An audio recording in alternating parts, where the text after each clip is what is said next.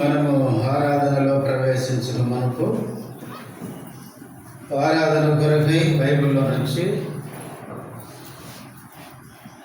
కీర్తనలు 46వ కీర్తన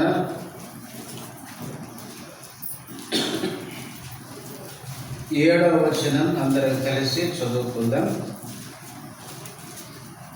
46వ కీర్తన 7వ వచనం అందరం కలిసి చదువుకుందాం.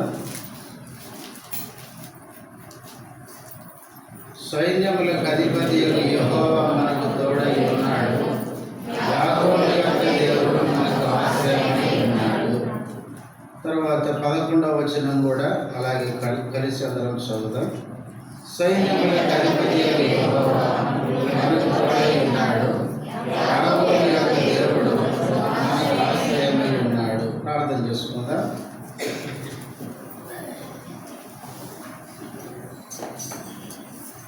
ప్రేమ కలిగిన మా పరలోకపు తండ్రి, పరిశుద్ధుడైన దేవా, యేసుక్రీస్తు నామములో వందనములు, స్తోత్రాలు. ఇంతవరకు పాటల ద్వారా నేను మహిమపరచడానికి సహాయపడుతూ వచ్చినందుకు స్తుతిస్తుంటున్నా. ఆరాధన వర్తమానంలోనికి రసుడుగా కరుణించండి. ఈ రాసుడు బలహీనలు బలపరచును. యజమానుడు వాడుకున్న పాత్రగా మీరు శుద్ధపరచండి. చేరవచ్చిన మీ బిడ్డలందరినీ బట్టి స్తోత్రాలు. ఇంకా ఎవరైనా వస్తుంటే నడిపించి ఏదైనా పరిచయం అంతట్లో మెండైన ప్రభు మాకు అనుగ్రహించమని యేసుక్రీస్తు నామములో స్తుతించి ప్రార్థిస్తున్నాము తండ్రి, ఆమేన్.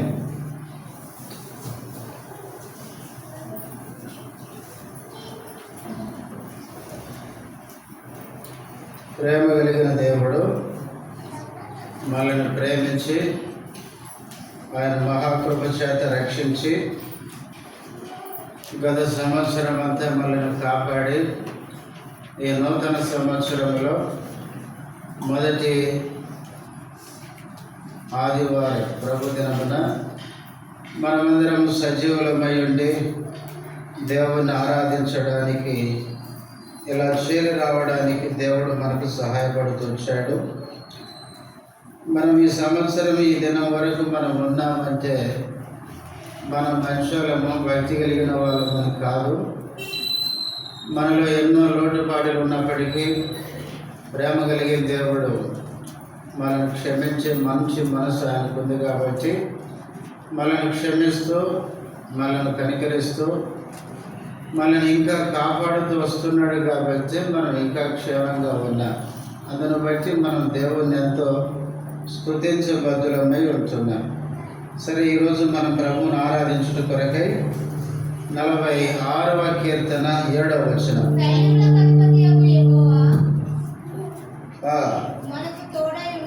ఇది సౌండ్ వచ్చేది ఎట్లా వస్తుంది? ఇది ఆపితే అది ఆగింది. చదువు.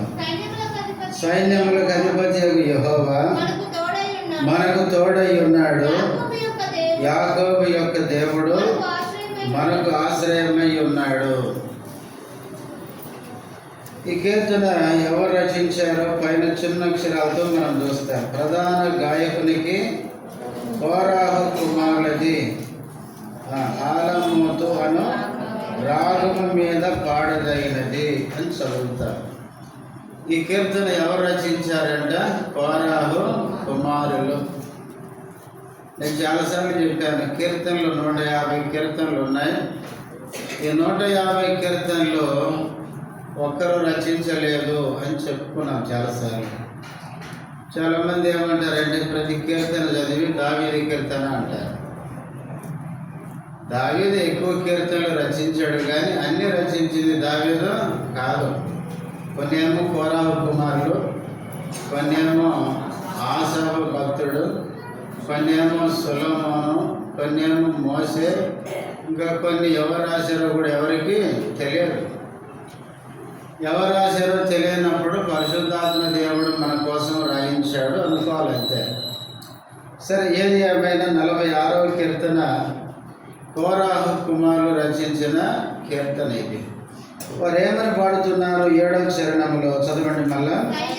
సైన్యములకు అధిపతియగు యెహోవా మనకు తోడై ఉన్నాడు. యాకోబు యొక్క దేవుడు మనకు ఆశ్రయమై ఉన్నాడు. ఇక్కడ వారు ఏమంటున్నారంటే సైన్యములకు అధిపతియగు యెహోవా మనకు తోడై ఉన్నాడు. ప్రియులారా, దేవుడు మనల్ని రక్షించిన తర్వాత దేవుడు మనకి ఎట్లున్నాడంటే తోడై ఉన్నాడు. ఇశ్రాయేలు ప్రజల్ని ఐగుప్తు నుంచి విడిపించిన తర్వాత అరణ్యంలో దేవుడు వారికి పగలు మేఘస్తంభముగాను రాత్రి అగ్ని స్తంభముగా దేవుడు తోడుగా ఉన్నట్లు ఈరోజు కూడా దేవుడు మనందరికీ తోడుగా ఉన్నాడు. దేవుడు మనకు తోడై ఉన్నాడు కాబట్టి మనం క్షేమంగా ఉంటున్నాం. ప్రియులారా, దేవుడు మనకు తోడుగా ఉండి కింద అంటాడు యాకోబు యొక్క దేవుడు మనకు ఆశ్రయమై ఉన్నాడు. ఆశ్రయం అంటే కాపుదల, భద్రత. దేవుడు మనకు తోడుగా ఉండి మనల్ని కాపాడుతున్నాడు. అందుకని 2-3 వచనాలు అంటాడు, కావున భూమి మార్పు నొందినను, నడి సముద్రములలో పర్వతములో మునిగినను, వాటి జలములు ఘోషించుచు నురుగు కట్టినను, ఆ బొమ్మనకు పర్వతములు కదిలినను, ఎందుకు భయపడము? అదే 7-11 వచనాలు. ఈ సృష్టిలో ఏం జరిగినా మనం భయపడం. ఎందుకు భయపడడం అంటే దేవుని పిల్లలతో దేవుడు ఉంటాడు, దేవుడు కాపాడుతాడు. ఆయన ఆశ్రయంగా ఉండి మనల్ని కాపాడేవాడు. అందుకనే భూమి మీద మార్పు చెందిన, నడి సముద్రంలో పర్వతాలు మునిగిన, సముద్రంలోని జలాలు ఘోషించిన, అవి పొర్లి పర్వతాలను కదిలించిన, అంటే ఈ సృష్టిలో ఏమి జరిగినా కూడా మనము భయపడము. చాలాసార్లు ఈ సృష్టిలో ఏదైనా జరిగిందనుకోండి, జరగరాంది ఏం చేస్తాం చెప్పండి? ఎంత భయపడిపోతామో. ఇప్పుడు సునామీ వచ్చిందనుకోండి, భయపడిపోతాం కదా. మన ఎక్కడో వచ్చింది కదా, మన ఉన్నటువంటి సముద్రం వచ్చి చాలామందిని ముంచేసిందంట ఈ మధ్యనే. ఎక్కడన్నా నార్త్ అమెరికా. నేను న్యూస్లో చూశాను. ప్రియులారా, ఈ సృష్టిలో ఎన్నో మార్పులు జరుగుతాయి. ప్రియులారా, అవన్నీ జరిగించేది ఎవరంటే కింద చూడండి అన్నమాట. 8వ వచనం, యెహోవా చేసిన కార్యములు వచ్చి చూడుడి, ఆయనే భూమి మీద నాశనమును కలుగజేయువాడు. భూమి మీద వచ్చే నాశనాలన్నీ ఎవరు రప్పించేదంట చెప్పండి? ఏం నోరు వస్తలేదు అంటే మన దేవుడు నాశనం చేయడం అనుకుంటారు కదా. నోవహు కాలములో జల ప్రవాహాన్ని రప్పించింది ఎవరు? సాధారణుడా? దేవుడే. భూమి మీద ఉన్న మానవుల యొక్క పాపాన్ని దేవుడు సహించలేనప్పుడు రప్పిస్తాడు నాశనం. మొన్న కరోనా రప్పించింది ఎవరు చెప్పండి? దేవుడే. ఈ భూమి మీద రకరకాల పరిస్థితులు వస్తున్నాయంటే కొంతమంది అంటారు సైతాన్ సైతాన్ అంటారు. దేవుడు అనుమతించకుండా సైతాన్ ఏమీ చేయలేడు. సాతానికి కూడా ఒక లిమిట్ ఉంది. వాడు సృష్టికర్త కాదు.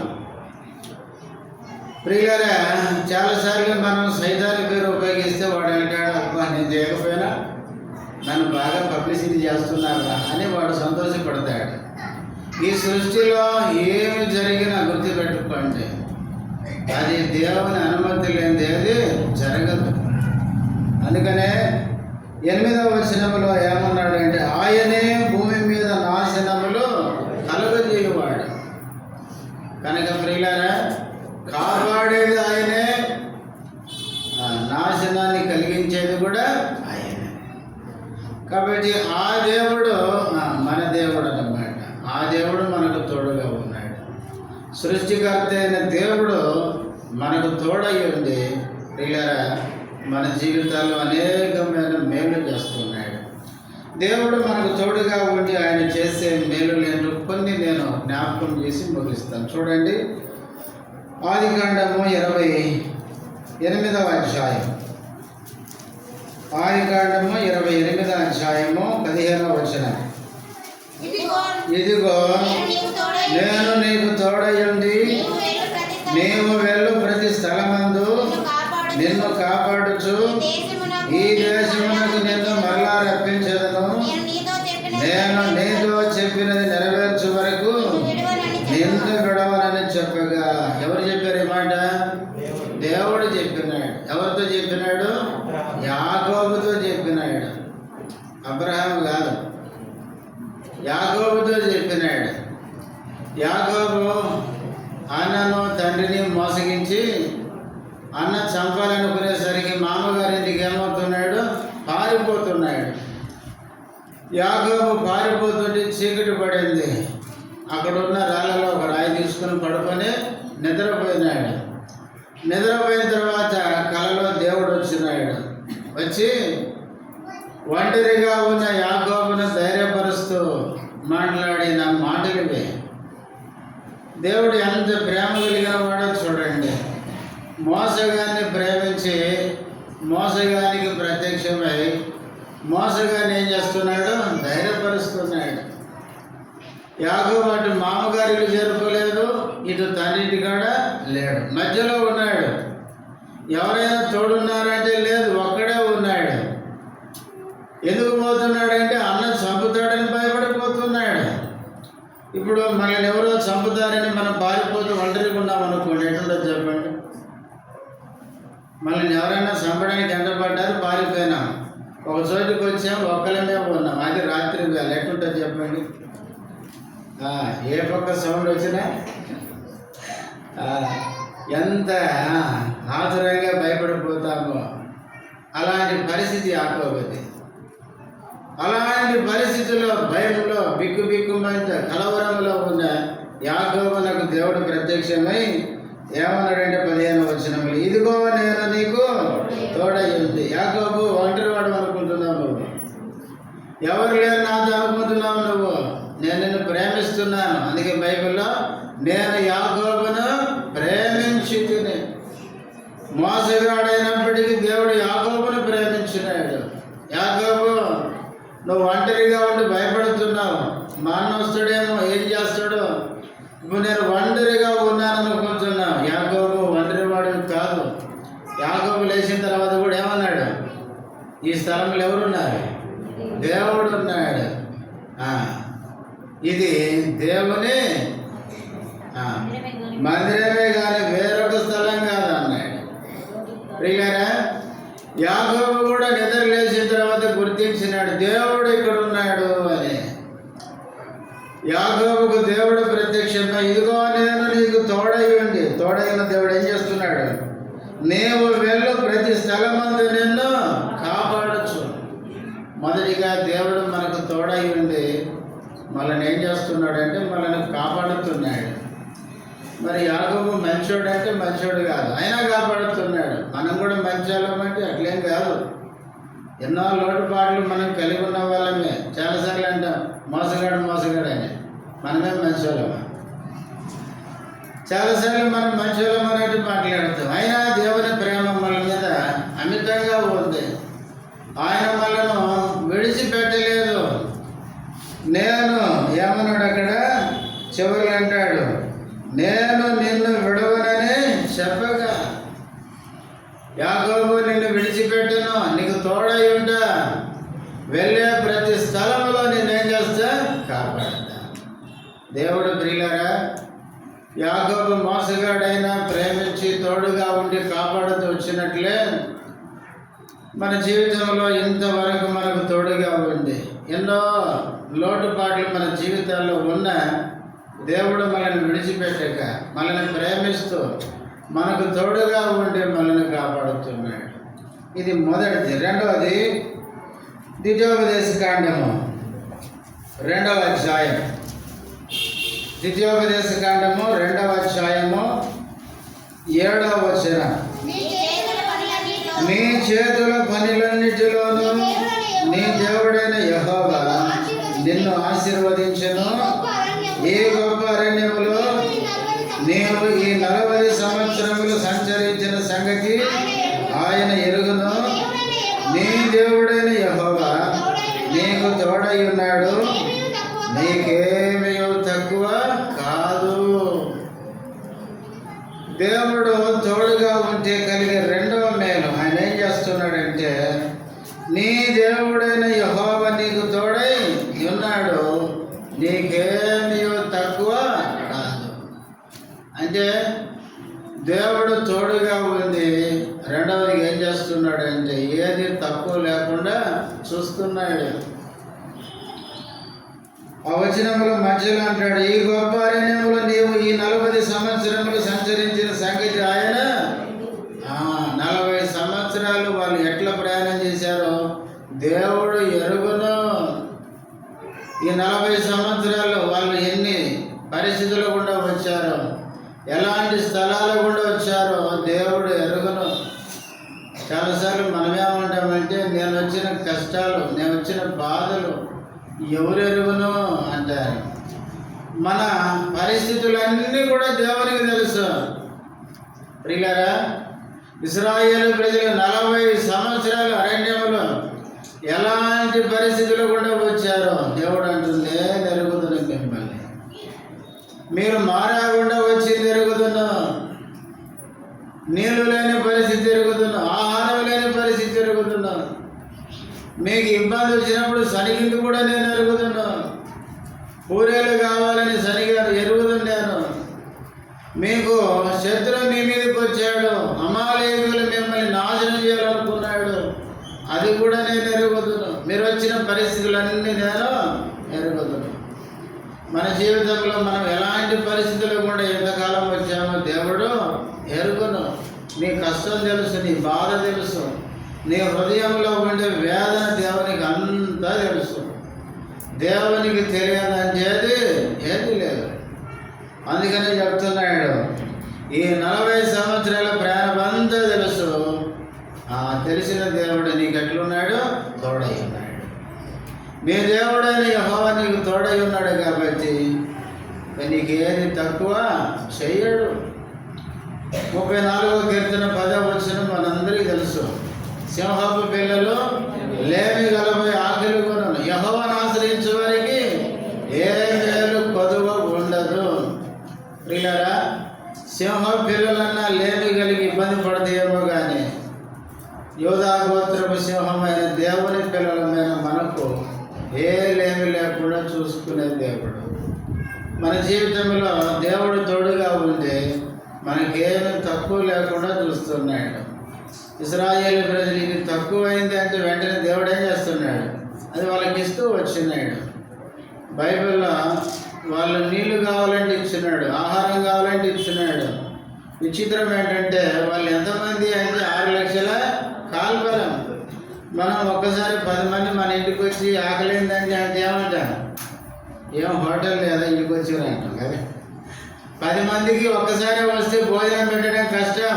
6 లక్షల కాల్బలం అంటే ఎంత ఆహారం కావాలో ఆలోచించండి. 6 లక్షల కాల్బలం అంటే కాలు బలం కలిగి యుద్ధానికి వెళ్ళి యుద్ధ వీరులు 6 లక్షలు, వాళ్ళ భార్యలు పిల్లలు వీళ్ళందరినీ లెక్కించుకుంటే బైబిల్ పండితులు ఏమంటారంటే 30 లక్షలు అని చెప్పినారు వాళ్ళు.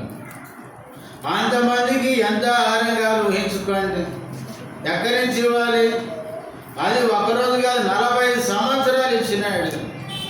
వారు కనాను చేరేంత వరకు బైబిల్లో చూడండి, ఆహారము 40 సంవత్సరాలు ఇచ్చినాడు.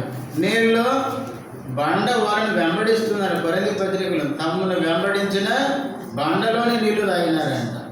నిలనిచ్చినాడు. చెప్పులు అరిగిపోలేదు, బట్టలు పాతగెళ్ళలేదు, కాళ్ళు వాయలేదు. వాళ్ళకి దేవుడు ఏ విధంగా ఏది తక్కువ లేకుండా చూసినాడు. మన జీవితంలో గడిచిన సంవత్సరాలన్నిటిలో దేవుడు మనకు తోడై ఉండి మనకి ఎన్నో ఇబ్బందులు ఉండొచ్చు. అయినా దేవుని దగ్గరికి వచ్చి మన ఇబ్బంది చెప్పినప్పుడు ఆయన పిల్లలం కనుక ఆయన మనకి ఏది తక్కువ లేకుండా మనకు వాటిని అనుగ్రహిస్తూ వచ్చినాడు. ఆ మంచి దేవుని మనం ఏం చేయాలి? స్తుతించాలి. ఇది రెండవది. మూడవది 23వ కీర్తన. 23వ కీర్తన 4వ వచనం.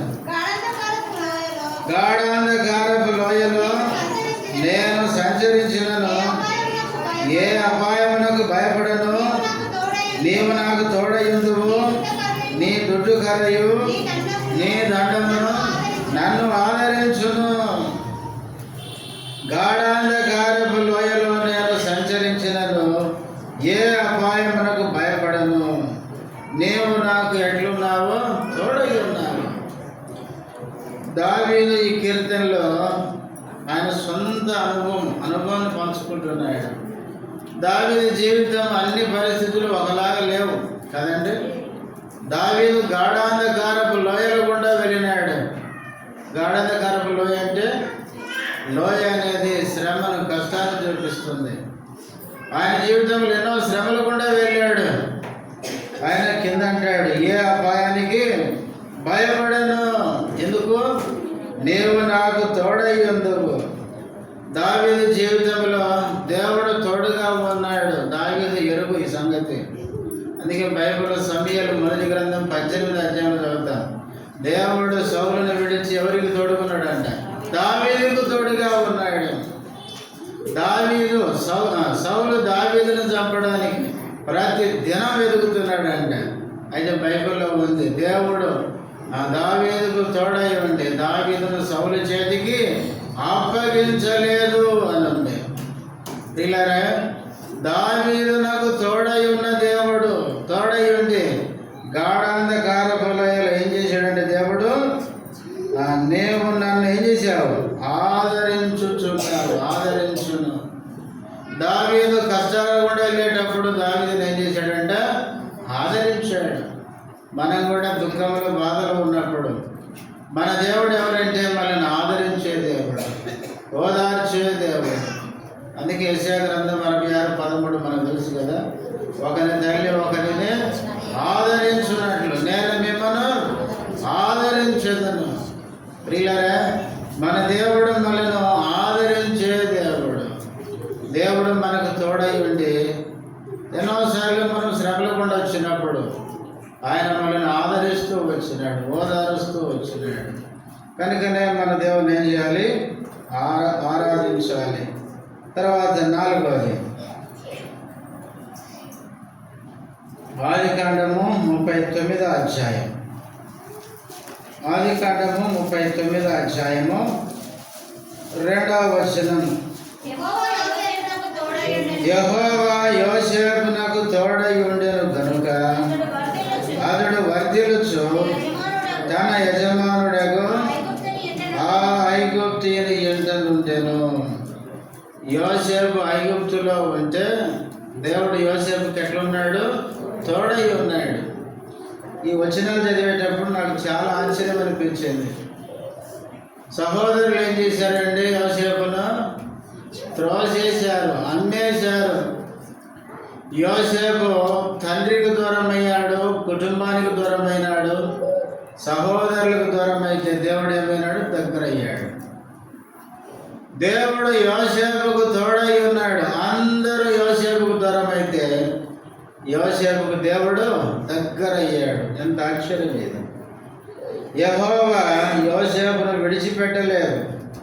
యోసేపుకు తోడై ఉండెను గనుక అతడు వర్ధిల్లుచు.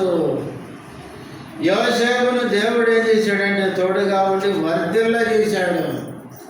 ఎంత వర్ధిల్ల చేశాడు? ఐగుప్తు దేశం అంతటికి ఏమైనాడు? అధికారి అయిపోయినాడు. ఫరో రాజు తర్వాత సీట్ ఎవరిదండి? యోసేపుదే. ఎంత గొప్ప ఆధిక్యత ఇచ్చినాడు. యోసేపును అంతగా వర్ధిల్ల చేసినాడు. దేవుడు తోడుగా ఉంటే దేవుడు మనల్ని కూడా వర్ధిల్ల చేస్తాడు. ఈరోజు మనకి ఇంత ఘనత ఉందంటే ఎవరు ఇచ్చిందండి? దేవుడు ఇచ్చిందే. కొన్నిసార్లు చూడండి, మనము లోకంలోకి వెళ్తే మనుషులు మనల్ని గౌరవిస్తుంటారు. కొన్నిసార్లు ఎందుకు ఇస్తారు చెప్పండి? మనలో ఉన్న క్రీస్తును బట్టి, మనలో ఉన్న దేవుని బట్టి మనకు గౌరవం. ఒకసారి మేము సువార్త పర్మిషన్ కొరకు డిఎస్పి దగ్గరికి పోయినాం. పోగానే దేవుని పిల్లలని ఏం చేశాడంటే కుర్చీలు వేయించి కూర్చోమని చెప్పినాడు. పర్వాలేదు సార్ అంటే పర్లేదు కూర్చుంటా అన్నాడు. చూడండి, ఉన్నత హోదాలో ఉన్న వ్యక్తి అంత గౌరవం ఎందుకు ఇచ్చినాడు? పోలీసు వాళ్ళు ఎట్లుంటారు, కొంచెం రఫ్గా మాట్లాడతారు కదా, కానీ ఆయన కూర్చోమని టీ తెప్పించి తాగించి తర్వాత ఇప్పుడు చెప్పండి అని చెప్పి మా అప్లికేషన్లు అన్నీ ఇస్తే ఓకే అని చెప్పేసి వేరే ఒక అతనికి పని చేయడానికి అప్పగించున్నాడు. అంత గౌరవం ఎందుకు ఇచ్చారంటే ప్రియులారా, మనలో ఉన్న దేవుని బట్టి. ఈ లోకంలో మనకు ఘనత, గౌరవము, మనకు అభివృద్ధి దేవుడే ఇచ్చేది. చాలాసార్లు మనం ఏం చేస్తాం చెప్పండి, కొంచెం ఘనత వచ్చింది అనుకో, రాగానే ఏం చేస్తాం, ఉజ్జయాలాగా హృదయంలో ఏమొస్తుంది, గర్వం. ఎవరు మాట వినం, ఎవరు చెప్పినా వినకుండా కుష్ఠరోగం తెచ్చుకునేదాకా పోతాం. కుష్ఠరోగం వచ్చిన తర్వాత ఉజ్జయ రాజరికం పోయా, ఇంటికి రానిస్తారా? ఆ దినాల్లో కుష్ఠరోగులు ఏం చేస్తారు, ఊరు బయటికి వెలివేస్తారు. కాబట్టి ప్రియులారా, యోసేపుకు దేవుడు తోడుగా ఉండి యోసేపును వర్ధిల్ల చేసినాడు. యోసేపుకు ఆ సంగతి తెలుసు, అందుకే సహోదరులతో కూడా ఈ మాట అంటాడు. చూడండి, ఇది ఆదికాండం 45వ అధ్యాయం 9వ వచనం. సహోదరులతో చెప్తున్నాడు యోసేపు, మీరు త్వరగా నా తండ్రి వద్దకు వెళ్ళి అతనితో ఏం చెప్తారు మీరు? నీ కుమారుడైన యోసేపు దేవుడు నన్ను ఐగుప్తు దేశమంతటికి ప్రభువుగా నియమించను, నా ఎదుగు రమ్ము, అక్కడ ఉండవద్దు. ఏమన్నాడండి? నా తండ్రి దగ్గరికి పోయి ఏం చెప్తారండి? నీ కుమారుడైన యోసేపు ఐగుప్తు దేశమంతటికి ప్రభువుగా ఎవరు నియమించారు? దేవుడు. ఆ మాట గుర్తుపెట్టుకోండి. యోసేపుకి ఆ గ్రహింపు ఉంది. దేవుడు నన్ను నియమించాడని చెప్పండి. కాదు నాకు తెలివి ఉండి కల భావాన్ని చెప్తే అందుకు నా జ్ఞానము, నా తెలివి నన్ను ఇంత ఉన్నత స్థానానికి తెచ్చిందని చెప్పడం లేదు. కీర్తన గ్రంథంలో ఉంది, దేవుడు ఒకరిని హెచ్చించును, ఒకరిని తగ్గించును. ప్రియులారా, దేవుడే హెచ్చించేది. తూర్పు నుండి పడమర నుంచి ఎవరికి హెచ్చు కలగదు. ఒకరిని హెచ్చించే దేవుడే. అందుకని ప్రియులారా, ఇప్పుడు మనం ఒక స్థానంలో ఉన్నామంటే ఆ స్థానం ఇచ్చింది దేవుడే. ఆ స్థానాన్ని మనం ఏం చేయాలి? కాపాడుకోవాలి. సౌలును రాజుగా చేసింది ఎవరు? దేవుడే. రాజు అయిన తర్వాత ఎవరు మాట లేదు, అందరు నా మాట వినాలి. ప్రవక్త సమయంలో చెప్తున్నాడు, నువ్వు దేవుని మాట ఏంటలేవయ్యా అంటే అసలు దేవుడు కాదు, నేను ఎవరి మాట విన్నావు, ఎందుకో నేను రాజునే అంటాడు. అరే, నేను రాజుగా చేసింది దేవుడు అయితే ఆయన చెప్పింది వినకపోతే ఎట్లా అంటే నేను ఎవరి మాట విన్నా అన్నాడు. దేవుడు అన్నాడు, ఎవరి మాట వినకపోతే నిన్నే చేస్తా, రాజుగా ఉండకుండా నీ పోస్ట్ పీకేస్తా అన్నాడు. కాబట్టి దేవుడు మనల్ని హెచ్చించినప్పుడు ఆ దేవుని మాట వినాలి. కాబట్టి ప్రియులారా, దేవుడు మనకు తోడై ఉంది. 4వదిగా మనం ఏం చేస్తున్నాడంటే వర్ధిల్ల చేస్తున్నాడు. మనం ఎంత వర్ధిల్లుతామో అంతగా మనము దేవునికి విధేయులంగా, కృతజ్ఞులంగా ఉండాలి. ఇది ఎన్నోదండి? 4 చెప్పుకొని చెప్పండి. 4 చెప్తే 5 చెప్తాను.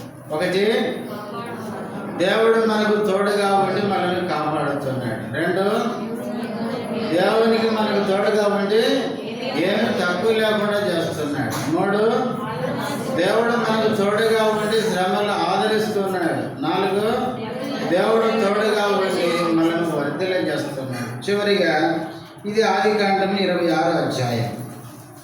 ఆదికాండము 26వ అధ్యాయము 2-3 వచనాలు. అక్కడ యెహోవా అతనికి ప్రత్యక్షమై, నీవు ఐగుప్తులోనికి వెళ్ళక నేను నీతో చెప్పు దేశమందు నివసించుము, ఈ దేశమందు పరవాసివయ్యుండుము, నేను నీకు తోడయుండి నిన్ను ఆశీర్వదించుదను. దేవుడు ఇస్సాకుతో చెప్తున్నాడు. అబ్రహాము దినాల్లో వచ్చిన కరువు కాకుండా ఇస్సాకు దినాల్లో కూడా కరువు వచ్చింది. కరువులో ఇస్సాకు ఏం కాబోతున్నాడు అంటే ఐగుప్తుకు పోదాం అనుకుంటున్నాడు. ఎందుకంటే ఇస్సాకుకు మాదిరి ఎవరండి? అబ్రహామే కదండి. పిల్లలు ఎవరిని మాదిరిగా తీసుకుంటాడు చెప్పండి? తల్లిదండ్రులనే కదా. అబ్రహాము భార్యని చెల్లి అని చెప్తే ఈయన కూడా ఏం చేసినాడు? చెల్లి అని చెప్పినాడు. అందుకే మాదిరి ఎవరిని తీసుకుంటే మనల్నే తీసుకుంటారు. చాలాసార్లు తల్లిదండ్రులు ఏమంటారంటే, రే నువ్వు బాగుండరా, నువ్వు మంచి చదువుకోవాలా, భక్తిగా ఉండాలా, నువ్వు గొప్పడే కావాలరా అంటారు. వీళ్ళేం చేస్తారు? వీళ్ళేమో అడ్డదారులు తిరిగి వస్తారన్నమాట. అందుకనే పిల్లలే మనం ఏం చేస్తామో మన పిల్లలు అదే నేర్చుకుంటారు. చాలాసార్లు మనం ఏమనుకుంటామంటే, నా పిల్లడు మంచిగా ఉంటాయి అనుకుంటాం. నీ కాడ ఏం చేయడు? బయటికి పోయిన తర్వాత నిన్ను ఏం చేస్తాడు? నీ కాడ నేర్చుకున్నదంటే అక్కడ ప్రదర్శిస్తాడు అన్నమాట. ఒకసారి చెప్పినా కదా, ఒకడు ఫ్రెండ్ దగ్గర పోయి ఏదో ఇష్యూలో చెంప మీద పేర్లను కొట్టిండంట. ఎందుకురా ఇది దెబ్బ కొట్టినావంటే, మా నాన్న మా అమ్మని కొట్టిరా అనరా. అంటే ఇంట్లో చూసింది పోయి ఏడ ప్రాక్టీస్ చేసిందంటే స్నేహితుల దగ్గర. అందుకనే మనం ఏది చేస్తామో మీరు గుర్తుపెట్టుకోండి. తల్లిదండ్రులు తాగుబోతులు అయితే పిల్లలు ఖచ్చితంగా తాగు నేర్చుకుంటున్నావు, దాంట్లో డౌటే లేదు. నువ్వు కోటలు తాగితే నీ కొడుకు 5 కోటలు తాగొచ్చి ఎలుకలు అనుకుంటాడు, ఏమి ఇబ్బందే లేదు. నువ్వు మోసగాడి వేస్తే నీకు ముంచిన మోసగాని లెక్క తయారవుతాడు నీ కొడుకు. అందుకనే చాలా జాగ్రత్తగా ఉండాలి. మనం చెడిపోయేది కాక మన కుటుంబం, మన పిల్లలు అందరినీ నాశనం చేసుకుంటాం. ఇస్సాకు దేవుడు ఏమన్నాడు? నువ్వు ఐగుప్తుకి వెళ్ళక అన్నాడంటే ఈయన ఏమైపోయినాడు చెప్పేది? పోదామని రెడీ అయిపోయాడు, మొత్తం ప్యాక్ చేసుకున్నాడు అనమాట. ఇంకా పోదాం లేని. అందుకే దేవుడు వచ్చి ఇప్పుడు ఇస్సాకు చెప్తున్నాడు, ఇస్సాకు నువ్వు ఐగుప్తులోకి వెళ్ళొద్దు, నీవు గెరారులోనే ఫిలిస్తీన్ల దేశంలోనే ఉండు. నువ్వు ఇక్కడే ఉంటే నేను నీకు తోడుగా ఉంటా. కరువును చూసి నువ్వు కంగారు పడుకు, కరువులోనే నేను నిన్నేం చేస్తా? ఆశీర్వదిస్తా. నిజంగా దేవుడు చెప్పినట్టు ఇస్సాకుని ఏం చేసినాడు? ఆశీర్వదించినాడు. చూడండి 12వ వచనం. ఇస్సాకు ఆ దేశమందున్నవాడై విత్తనం వేసి ఆ సంవత్సరం 100 ఫలం పొందెను. యెహోవా అతనిని ఆశీర్వదించను గనుక ఆ మనుషుడు గొప్పవాడయ్యను. ప్రియులారా, దేవుడు తోడుగా ఉంటానని చెప్పినట్లే ఇస్సాకు దేవుడు తోడుగా ఉన్నాడు. ఇస్సాకును ఆశీర్వదించాడు. ఇస్సాకు ఏమైపోయినాడు? గొప్పవాడైనాడు. ఇస్సాకును దేవుడు తోడుగా ఉండి ఆశీర్వదించినాడు. ప్రియులారా, మన జీవితంలో కూడా దేవుడు మనకు తోడుగా ఉండి మనం ఏం చేసేవాడు? ఆశీర్వదించే దేవుడు. దేవుని యొక్క ఆశీర్వాదమే నిజమైన ఆశీర్వాదం. సామెతలు 10:22 ఉంటుంది. యెహోవా ఆశీర్వాదమే ఐశ్వర్యం ఇచ్చును, నరుల కష్టము చేత ఐశ్వర్యం ఎక్కువ కాదు. దేవుని ఆశీర్వాదమే మనకు నిజమైన ఆశీర్వాదం. కాబట్టి ప్రియులారా, దేవుడు మనకు తోడుగా ఉన్నాడు. అందుకే కోరాహు కుమారులు దేవుణ్ణి అనుభవించినారు. దేవుడు వారికి తోడుగా ఉండడం రుచించినారు. అందుకే 46వ కీర్తన 7-11 సైన్యములకు అధిపతి యొక్క యెహోవా మనకి ఎట్లున్నాడు? తోడై ఉన్నాడు. ఆ యాకోబు యొక్క దేవుడు మనకు ఆశ్రయదుర్గం. కాబట్టి కోరాహు కుమారులకు తోడుగా ఉండడం అనుభవించి దేవుని స్తుతిస్తూ ఆ కీర్తన పాడినారు. అట్లాగే గడిచిన సంవత్సరాలన్నిటిలో దేవుడు మనకు తోడుగా ఉన్నాడు. దేవుడు మన జీవితాల్లో అనేక మేలు చేస్తూ వచ్చినాడు. కనుక దేవుడు మనకు తోడుగా ఉండి చేసిన మేలును బట్టి మన దేవుడిని ఏం చేయాలంటే స్తుతించి ఆరాధించాలి. అందరం లేచి నిలబడి చిన్న పాట పాడుకుందాం.